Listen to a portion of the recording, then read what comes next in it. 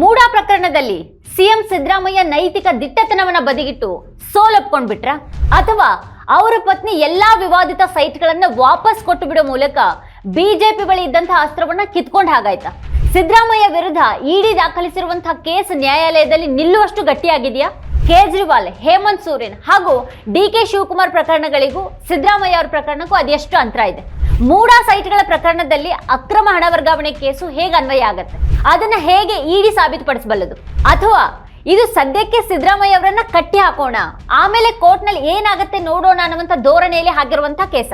ಇಡಿ case ದಾಖಲಿಸ್ತಾ ಇದ್ದ ಹಾಗೇನೆ ಇನ್ನೊಂದ್ ಕಡೆಗೆ ಮೂಡಾ ನಿವೇಶನಗಳನ್ನ ಮರಳಿಸೋದಾಗಿ ಸಿಎಂ ಪತ್ನಿ ಮೂಡಾಗೆ ಪತ್ರ ಬರೆದಿರೋದು ವಿರೋಧಿಗಳ ಕೈಗೆ ತಾವಾಗೇ ಸಿಎಂ ಅಸ್ತ್ರ ಕೊಟ್ಟ ಹಾಗಾಯ್ತಾ? ಪ್ರಕರಣವನ್ನ ಬಿಜೆಪಿ ಎತ್ತಿದ ಕೂಡಲೇ ನನಗ್ ಸೈಟ್ ಬೇಡ, ನೀವೇ ಇಟ್ಕೊಳ್ಳಿ ಅಂತ ಕೊಟ್ಟು ಬಿಟ್ಟಿದ್ರೆ ಪ್ರಕರಣ ಇಲ್ಲಿವರೆಗೆ ಬರ್ತಾನೆ ಇರ್ಲಿಲ್ಲ ಅಲ್ವಾ?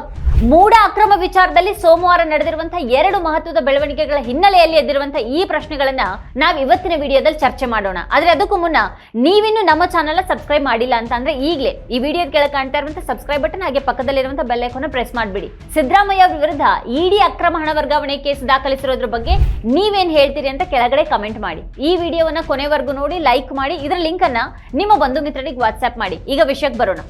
ಮೂಡಾ ಪ್ರಕರಣಕ್ಕೆ ಸಂಬಂಧಪಟ್ಟ ಹಾಗೆ ಸೋಮವಾರ 2 ಮಹತ್ವದ ಬೆಳವಣಿಗೆಗಳು ನಡೆದವು.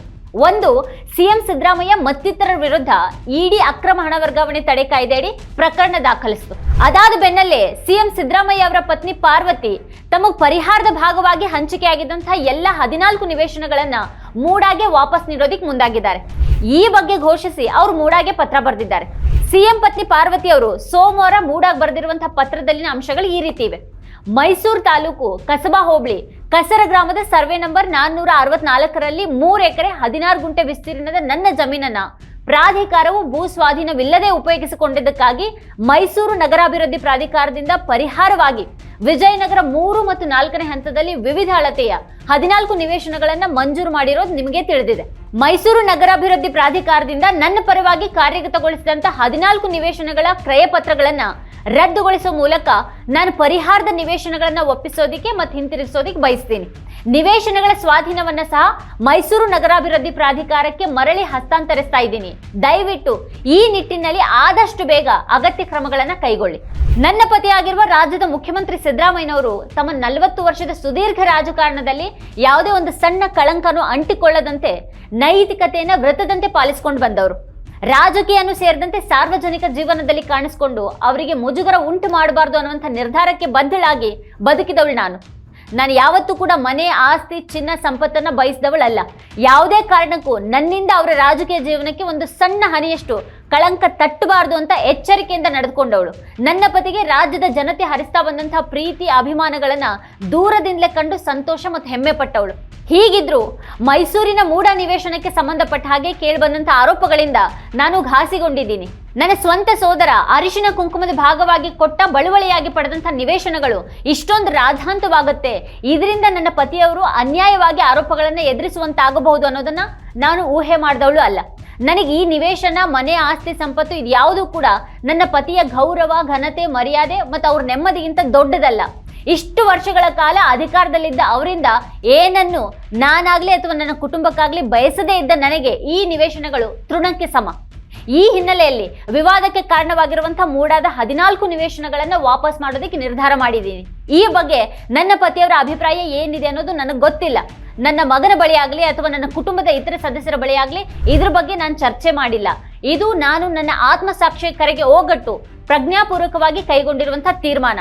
ಈ ಹಂತದಲ್ಲಿ ಇಂಥ ನಿರ್ಧಾರಕ್ಕೆ ಯಾಕೆ ಬಂದ್ರಿ ಅಂತ ಯಾರಾದ್ರೂ ಕೇಳಬಹುದು.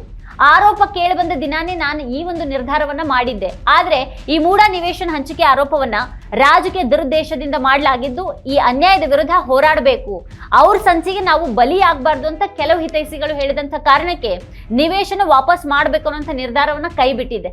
ನನ್ನ ಈ ನಿರ್ಧಾರ ಅಚಲವಾಗಿದ್ದು, ಈ ನಿವೇಶನಗಳನ್ನ ವಾಪಸ್ ನೀಡೋದ್ರ ಜೊತೆಗೆ ಮೂಡಾಕ್ಕೆ ಸಂಬಂಧಪಟ್ಟ ಹಾಗೆ ಎಲ್ಲ ಆರೋಪಗಳ ಬಗ್ಗೆ ಸಮಗ್ರ ತನಿಖೆ ಆಗಬೇಕು ಅಂತ ಆಗ್ರಹಿಸ್ತೀನಿ. ಕೊನೆಯದಾಗಿ ಎಲ್ಲಾ ರಾಜಕೀಯ ಪಕ್ಷದ ನಾಯಕರು ಮತ್ತು ಮಾಧ್ಯಮ ಕ್ಷೇತ್ರದ ಬಂಧುಗಳಲ್ಲಿ ನನ್ನ ವಿನಮ್ರ ವಿನಂತಿ, ದಯವಿಟ್ಟು ರಾಜಕೀಯ ಕ್ಷೇತ್ರದಿಂದ ದೂರ ಇದ್ದು ತಮ್ಮ ಪಾಡಿಗೆ ತಾವಿರುವಂತಹ ರಾಜಕೀಯ ಕುಟುಂಬದ ಹೆಣ್ಣು ಮಕ್ಕಳನ್ನ ರಾಜಕೀಯ ದ್ವೇಷ ಸಾಧನೆಗಾಗಿ ವಿವಾದದ ಕಣಕ್ಕೆ ಎಳೆತಂದು ಅವರ ಘನತೆ, ಗೌರವಗಳಿಗೆ ಹಾನಿ ಮಾಡಬೇಡಿ.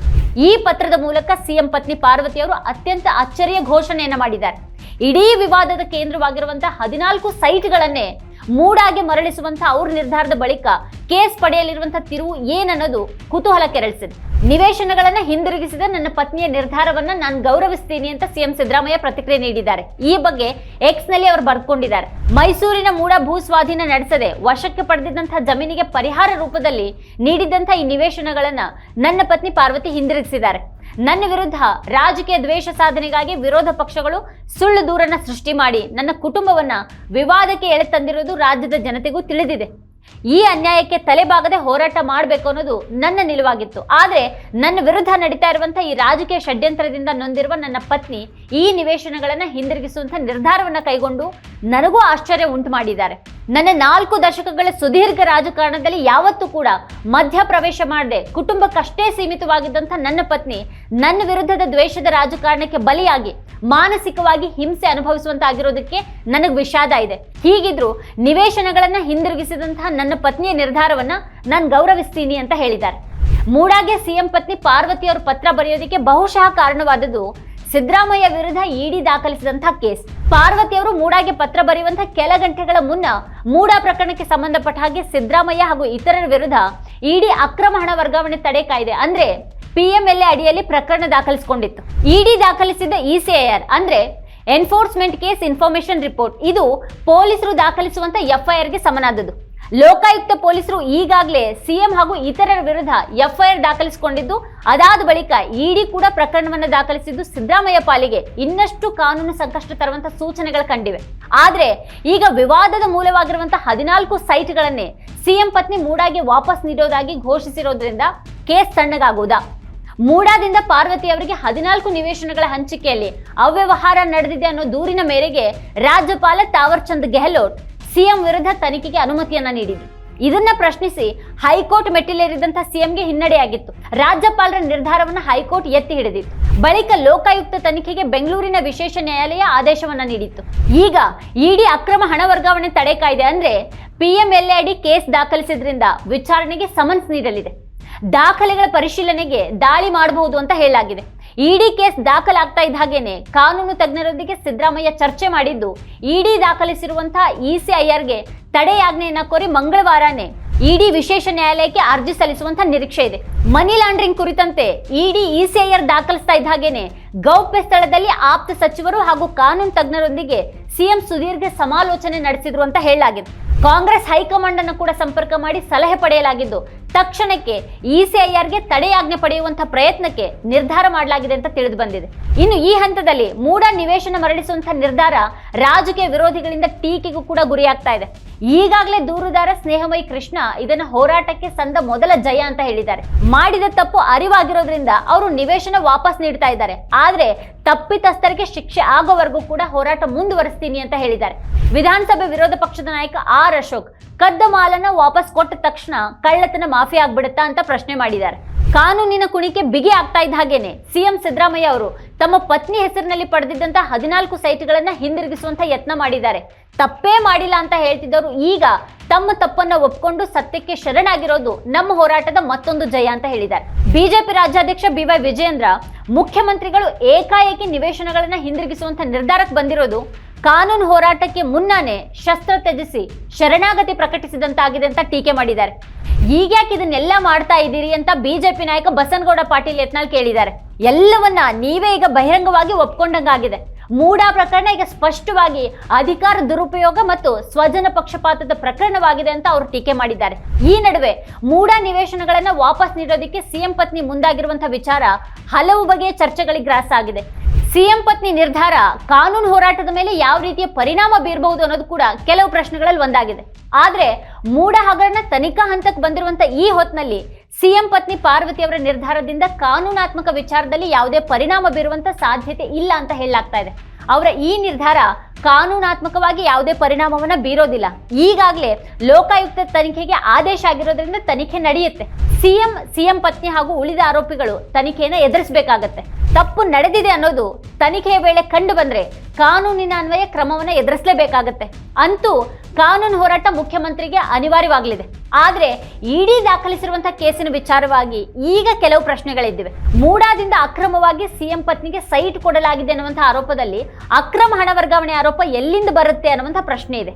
ದಿಲ್ಲಿ ಮಾಜಿ ಸಿಎಂ ಕೇಜ್ರಿವಾಲ್, ಜಾರ್ಖಂಡ್ ಸಿಎಂ ಹೇಮಂತ್ ಸೋರೆನ್ ಹಾಗೂ ಕರ್ನಾಟಕದ ಡಿಸಿಎಂ ಡಿಕೆ ಶಿವಕುಮಾರ್ ಅವರ ವಿರುದ್ಧ ಕೂಡ ಇಡಿ ಅಕ್ರಮ ಹಣ ವರ್ಗಾವಣೆ ಕಾಯ್ದೆಯಡಿ ಕೇಸನ್ನು ದಾಖಲಿಸಿತ್ತು. ಕೇಜ್ರಿವಾಲ್ ಅವರದು ಮದ್ಯ ನೀತಿ ವಿಷಯವಾಗಿ ಲಂಚ ಸ್ವೀಕರಿಸಿದಂತಹ ಆರೋಪ, ಹೇಮಂತ್ ಸೋರೆನ್ ಅವರದು ಭೂ ಕಬಳಿಕೆ ಆರೋಪದಲ್ಲಿ ಅಕ್ರಮ ಹಣ ವರ್ಗಾವಣೆಯ ಆರೋಪ, ಹಾಗೆ ಡಿಕೆ ಶಿವಕುಮಾರ್ ಅವರದ್ದು ಅಕ್ರಮ ಸೊತ್ತು ಹಾಗೂ ಹಣ ವರ್ಗಾವಣೆಯ ಆರೋಪ. ಆದ್ರೆ ಸಿಎಂ ಸಿದ್ದರಾಮಯ್ಯ ಅವರ ವಿರುದ್ಧ ಅಕ್ರಮ ಹಣ ವರ್ಗಾವಣೆಯ ಯಾವುದೇ ಆರೋಪನೇ ಈವರೆಗೂ ಬಂದಿಲ್ಲ. PMLA ಕಾಯ್ದೆ ಅಡಿಯಲ್ಲಿ ಪ್ರಕರಣ ದಾಖಲಾಗಬೇಕಾಗಿದ್ರೆ ಮೊದಲೊಂದು ಪ್ರಿಡಿಕೇಟ್ ಅಫೆನ್ಸ್ ನಡಿಬೇಕಾಗುತ್ತೆ. ಪ್ರಿಡಿಕೇಟ್ ಅಫೆನ್ಸ್ ಅಂತಂದ್ರೆ ದೊಡ್ಡ ಅಪರಾಧದ ಭಾಗವಾಗಿ ನಡೆದಂತ ಒಂದು ಅಪರಾಧ. ಕಾನೂನು ಬಾಹಿರವಾಗಿ ಸಂಪಾದನೆ ಮಾಡಿದಂಥ ಹಣವನ್ನ ಬೇರೆ ಎಲ್ಲಾದ್ರೂ ಹೂಡಿಕೆ ಮಾಡಿದ್ರೆ ಅದನ್ನ ಪ್ರಿಡಿಕೇಟ್ ಅಫೆನ್ಸ್ ಅಂತ ಹೇಳಬಹುದು. ಈ ರೀತಿ ಆದಾಗ ಮನಿ ಲಾಂಡ್ರಿಂಗ್ ಪ್ರಕರಣ ದಾಖಲಿಸಬಹುದಾಗಿದೆ. ಅಂದ್ರೆ ಸಿದ್ದರಾಮಯ್ಯ ಅವರ ಪ್ರಕರಣದಲ್ಲಿ ಅಂತಹ ಯಾವುದೇ ಪ್ರಿಡಿಕೇಟ್ ಅಫೆನ್ಸ್ ನಡೆದಿಲ್ಲ. ಮೂಡಾವನ್ನ ಬಿಜೆಪಿ ಅವರು ಎಷ್ಟೇ ಹಗರಣ ಅಂತ ಕರೆದ್ರು ಕೂಡ ಅಲ್ಲಿ ಹಗರಣ ನಡೆದಿದೆ ಅನ್ನೋದೇ ಇನ್ನೂ ಸಾಬೀತು ಆಗಿಲ್ಲ. ಇನ್ನು ಹಗರಣ ನಡೆದಿದ್ರು ಕೂಡ ಅದರಲ್ಲಿ ಮುಖ್ಯಮಂತ್ರಿಯವರ ಪಾತ್ರ ಸಾಬೀತಾಗಿಲ್ಲ. ಹೀಗಿರುವಾಗ ಹಗರಣ ನಡೆದಿದೆ ಅನ್ನುವಂಥ ಅಂಶನೇ ಇನ್ನೂ ಸಾಬೀತು ಆಗದೇ ಇದ್ದಾಗ PMLA ಅಡಿಯಲ್ಲಿ ಪ್ರಕರಣ ದಾಖಲಿಸಿಕೊಳ್ಳೋದಿಕ್ಕೆ ಹೇಗೆ ಸಾಧ್ಯ ಅನ್ನುವಂಥ ಪ್ರಶ್ನೆ ಹೇಳುತ್ತೆ ಅಂತ ಹೇಳ್ತಾರೆ ವಕೀಲರು. ಹಾಗಾದ್ರೆ ಸಿದ್ದರಾಮಯ್ಯ ಅವರ ವಿರುದ್ಧ ಅಕ್ರಮ ಹಣ ವರ್ಗಾವಣೆ ಕಾಯ್ದೆಯಡಿ ಇಡಿ ದಾಖಲಿಸಿರುವಂಥ ಈ ಕೇಸ್ ನಿಲ್ಲೋದು ಸಾಧ್ಯ ಇದೆಯಾ? ಇದು ಸದ್ಯಕ್ಕೆ ಸಿದ್ದರಾಮಯ್ಯ ಅವರಿಗೆ ಕಾನೂನು ಹಾಗೂ ರಾಜಕೀಯ ಸಂಕಷ್ಟ ತಂದ್ರೂ ಕೂಡ ಈ ಕೇಸ್ ನಿಲ್ಲುವಂಥ ಸಾಧ್ಯತೆ ತೀರಾ ಕಡಿಮೆ ಅನ್ನೋದು ವಕೀಲರ ಅಭಿಪ್ರಾಯ ಆಗಿದೆ. ಇದೇ ಈ ಹೊತ್ತಿನ ಸ್ಪೆಷಲ್. ನೋಡ್ತಾ ಇರಿ ವಾರ್ತಾಭಾರತಿ. ನೀವೇನು ವಾರ್ತಾಭಾರತಿ ಯೂಟ್ಯೂಬ್ ಚಾನಲ್ನ ಸಬ್ಸ್ಕ್ರೈಬ್ ಮಾಡಿಲ್ಲ ಅಂತಂದ್ರೆ ಈ ಕೂಡಲೇ ಸಬ್ಸ್ಕ್ರೈಬ್ ಮಾಡಿ, ಹಾಗೆ ಅಲ್ಲೇ ಪಕ್ಕದಲ್ಲಿರುವಂಥ ಬೆಲ್ ಐಕಾನ್ನ ಪ್ರೆಸ್ ಮಾಡಿ ನಮ್ಮನ್ನು ಬೆಂಬಲಿಸಿ.